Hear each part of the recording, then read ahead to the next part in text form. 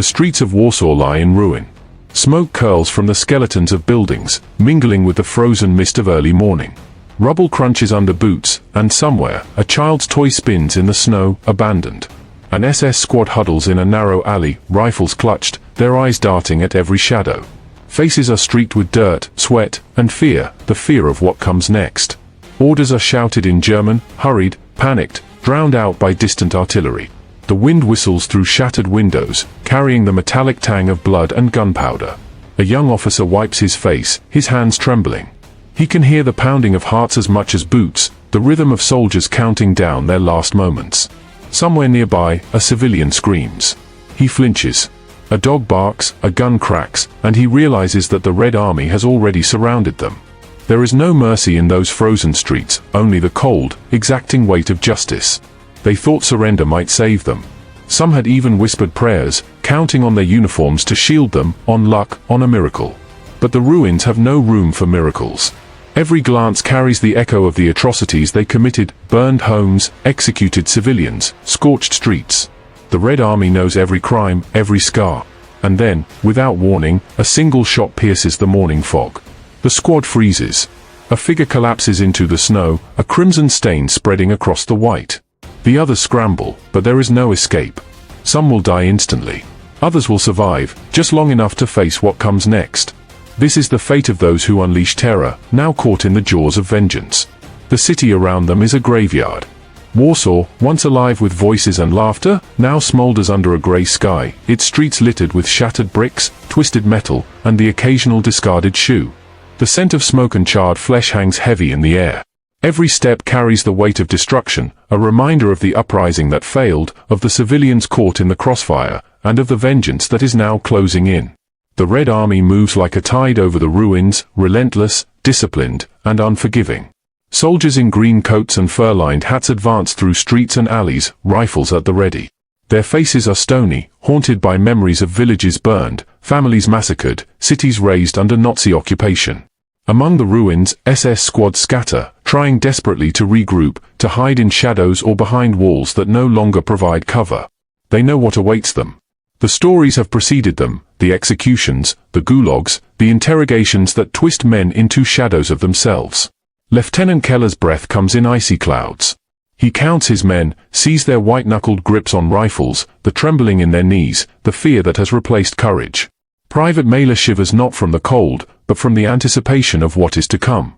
Every footstep echoes against the hollow shells of once grand buildings. Windows gape like empty eyes, staring down at the living and the dying alike. And then there's the subtle, terrifying understanding: this is not just a battlefield. It is a reckoning. Every atrocity committed, every life extinguished under SS orders, now draws a shadow of revenge across the snow. The survivors are few, and even among them, fear lingers like frost. They have surrendered, yet surrender is no salvation here. The city itself seems to lean in, watching, judging, and waiting for justice to be done. Suddenly, the silence of the ruins shatters. A column of Soviet soldiers rounds the corner, boots crunching over shattered stone, rifles glinting in the weak morning light. The SS squad freezes. Eyes widen, hearts hammering in their chests. There is no time to flee. Every alley, every doorway, every ruined wall has been watched. Hands up! The command cuts through the fog, sharp, absolute. Panic ripples through the SS ranks. Some scramble for their weapons, others drop to their knees, pleading silently. Major Lutz's face is pale beneath the grime, a bead of blood trickling from a split lip. He knows the stories: immediate execution for those identified as SS. He swallows hard, suppressing the surge of adrenaline that threatens to betray him.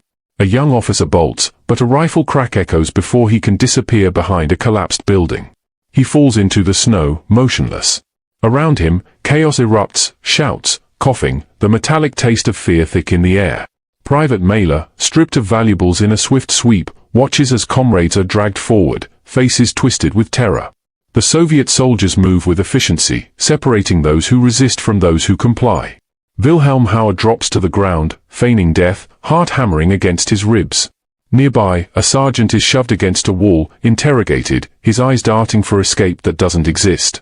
The city itself seems to pulse with judgment, windows like dark eyes, debris rattling in the wind, whispers of past atrocities curling through the smoke.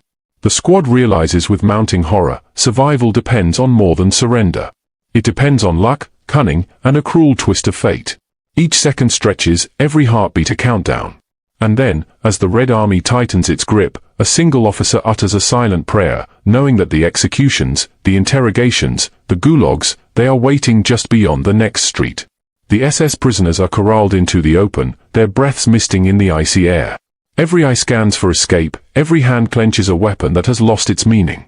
The Red Army soldiers move like shadows across the rubble, herding the captives with cold precision. Major Lutz stumbles, face pressed into the snow, humiliation and fear crushing him. Around him, comrades are forced to kneel, stripped of their insignia, their pride reduced to nothing. Orders are barked. Some SS men are pulled aside for questioning, others shoved into the makeshift holding area. The air smells of smoke, blood, and unwashed bodies. A young soldier vomits into the snow, a harsh reminder of the physical and mental strain these men are under. Wilhelm Hauer presses himself against the wall, counting the soldiers, memorizing every face, every rifle, knowing that one misstep could mean death. Then, sudden movement. An officer tries to hide a medal under his coat, an attempt at concealing identity. A soldier notices and grabs him, spinning him into the snow. Panic spreads like wildfire. Private Mailer witnesses the brutality, punches, kicks, the cold snap of a rifle but against a skull. The SS men realize that mercy is a concept they no longer deserve. The crowd of civilians and soldiers watches in grim silence, their faces a reflection of pain, vengeance, and relief. For the prisoners, the realization sinks in, there will be no negotiations, no second chances. Every step, every shiver, every pleading glance is meaningless. The city itself seems to lean closer, echoing the cries of the innocent, demanding retribution. And yet, in the midst of terror, survival instincts flare. A few men try to disguise themselves, feign injuries, drop to the ground as if dead. The Red Army is relentless, the streets unforgiving. For these men, surrender is not an end, it is only the beginning of a torment far worse than bullets. The city is a tempest of motion and noise. Smoke coils from shattered rooftops, mingling with the frozen fog. Red Army soldiers sweep through streets and alleys, rifles rising, shouting orders, boots pounding on fractured stone. Captured SS men are shuffled forward, bodies pressed against walls, wrists bound, eyes darting for a miracle that does not come. Wilhelm Hauer clings to the edge of consciousness, feigning death on the icy ground. Around him, his comrades are dragged, shouted at, beaten when they stumble. Private Mailer watches a fellow soldier collapse, blood seeping through his uniform, the echo of his screams lost among the chaos. Major Lutz is forced to march through rubble-strewn streets, every step a torment as snow and mud cling to his battered boots. Flashes of past atrocities haunt the scene. Hints of fires lit by SS units, civilians executed in alleyways, they trail these men like shadows, ensuring that memory sharpens every act of vengeance. Some prisoners attempt desperate deceit, claiming to be civilians, tearing off insignia, begging, praying, but the Soviets are merciless, trained to detect lies, fueled by years of suffering. The cacophony is relentless. Dogs bark. Rifles snap. The wind whips debris into the prisoners' faces. Every street corner, every crumbling wall is a gauntlet. Soldiers fall to exhaustion, to fear, to sheer brutality. Disease and hunger gnaw at the weak, while mental strain fractures even the strongest. And yet, even here, small threads of hope linger. Hauer survives another interrogation by keeping his head low. Mailer discovers a brief pause in the patrol that might allow him to endure. But the message is clear, this is no battlefield. It is the crucible of punishment, retribution forged in the ashes of a city that remembers every crime. Each heartbeat is measured, each breath a defiance against the shadow of execution looming over them. The square ahead is silent, save for the distant crack of gunfire and the soft whisper of wind through broken windows. The last SS men are corralled, their faces pale, eyes wide, gripping weapons that have lost all meaning. 2 minutes. No reinforcements. Just 9 men left. The Red Army tightens the circle. Every heartbeat thrums like a drum of doom. Major Lutz swallows bile as he kneels, boots pressed into frozen mud. Around him, comrades are stripped of whatever dignity remains. Wilhelm Hauer lies prone, muscles rigid, counting breaths, praying invisibly that the soldier's gaze passes him by.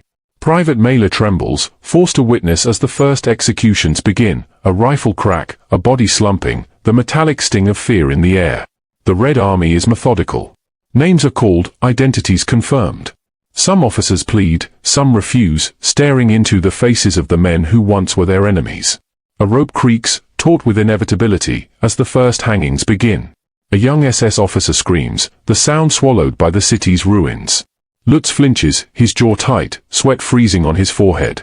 Every movement is a countdown to finality. In this crucible, desperation and denial collide. A few attempt last-ditch acts, stumbling forward, shouting orders that fall on deaf ears, striking at shadows. But survival has abandoned them. The city itself seems to watch, bearing witness to retribution long overdue. Snow crunches under boots, rifles snap, and the wind carries the echoes of terror and justice intertwined. And then it is over. Silence descends like a blanket over rubble and blood. The last bodies slump. The surviving few are herded away, shaken, diminished, their identities already stripped down to numbers and scars. The SS Death Squad, which once spread fear across Warsaw, now lies broken, the weight of their crimes reflected in every wound, every loss, every frozen breath. The streets of Warsaw lie empty once more. Smoke curls from the distant ruins, carrying the scent of fire, blood, and frozen earth. The executions are over, but their echoes linger, silent, relentless, impossible to ignore. Survivors of the SS squad are rounded up, marched toward waiting transports, their faces hollow, eyes haunted by the terror they endured and the terror they once inflicted. Prisoners are crammed into cattle cars, the walls slick with condensation and fear. Overcrowded, freezing, and silent except for the soft moans of exhaustion, they endure a journey that will become their introduction to the Soviet gulags. Hunger gnaws at them, disease lurks in every shadow, and hope feels like a fragile, fleeting ember. Names are stripped away, numbers are tattooed on arms or remembered as codes. Identity dissolves. Humanity is tested to its limits. Even those who survive are not truly free. Years later, when they finally return to Germany, they are ghosts in a country rebuilding from ruins. Cities have changed. Families have scattered. Jobs and homes have vanished. Former comrades speak in whispers, civilians regard them with suspicion, and the weight of guilt, or perceived guilt, presses endlessly on their shoulders. PTSD, nightmares, and isolation become silent companions. Alcohol, despair, and grief blur the lines between survival and torment. Yet, even in this darkness, fragments of memory and resilience endure. Some speak quietly of survival, of endurance against impossible odds, of fleeting acts of courage or humanity amidst cruelty. But the shadow of Warsaw, the shadow of the SS Death Squad, lingers, a stark reminder of what happens when ideology and cruelty collide, and when vengeance answers atrocity with finality. This was one execution, one reckoning in the vast tapestry of World War II. Countless more stories, secrets, and fates remain hidden in the ruins, in the gulags, in the frozen snow of Europe. The city remembers, and so must we. This was only one execution, but countless more secrets, fates, and final stands remain hidden in the shadows of WW2. Step with us into the next story.